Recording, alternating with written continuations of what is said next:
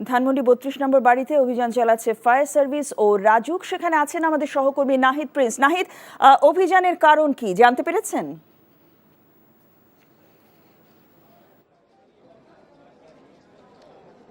অভিযানের কারণ বলতে ফায়ার সার্ভিস যেটি জানিয়েছে, তারা মূলত সেচ কাজ সম্পন্ন করার জন্যই মূলত এসেছেন। তারা যেটি জানতে পেরেছেন যে এখানে পানি জমে আছে, সেই পানির নিষ্কাশনের জন্যই তারা মূলত সেই ধানমন্ডি ৩২ নম্বরে তারা আসেন এবং সেই ১২টা নাগাদ এসে তারা আধা ঘন্টা আগে তারা এখান থেকে চলে যান। তারা ৩টি ইউনিট ফায়ার সার্ভিসের কাজ করে সেখানে এবং ৪টি সেচ পাম্প দিয়ে তারা মূলত সে পানি উত্তোলন করেন এবং মূলত সেই বেসমেন্টের নিচেই মূলত পানির যে অবস্থান সেটি তারা মূলত পরিষ্কার পরিচ্ছন্নের জন্যই মূলত এখানে আসেন। তারা যেটি বলছিলেন, তারা বলছেন যে এখানে বৃষ্টির পানিও সেটি হতে পারে, সেটি পানি বেশি দিন আগের না, তারা যেটি বলছিলেন। তো আমরা দেখতে পাচ্ছি যে পানি কিন্তু এখনও অনেকটাই রয়েছে, তবে আরও পরিপূর্ণ ছিল।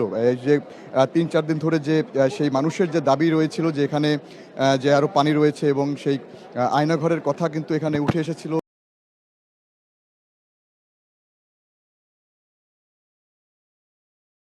সবকিছু মিলিয়ে কিন্তু ফায়ার সার্ভিস এই বিষয়টিকে লক্ষ্য করেই আজকে মূলত সকালে তারা আসেন এবং তারা সেই পানি পরিষ্কারের কাজ করেন এবং এখানে কিন্তু এখনও উৎসুক জনতা রয়েছে। মানুষ এখনও আসছেন বিভিন্ন দূর দূরান্ত থেকে।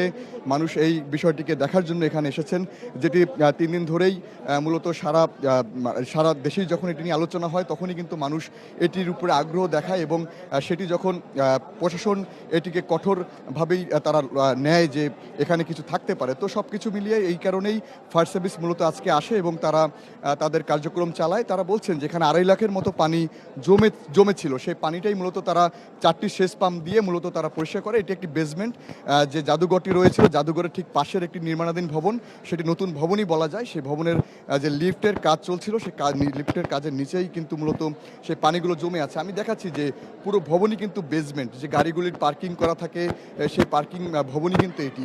যে মানুষের যে আকাঙ্ক্ষা ছিল এখানে, যে মানুষের যে একটি যে দাবি ছিল যে এখানে আয়নাঘরের সন্ধান মিলেছে বা রয়েছে, সব কিছু মিলিয়ে কিন্তু যে প্রশাসন রয়েছে সেই প্রশাসন, অন্তর্বর্তী প্রশাসন কিন্তু এটি খুব কঠোরভাবে নেয় যে এখানে কিছু থাকতে পারে। তো সব কিছু মিলিয়ে এখন এখানে কিন্তু উৎসুক জনতা রয়েছে। ফায়ার সার্ভিস চলে গেছে কিছুক্ষণ আগে সে পানি সরিয়ে।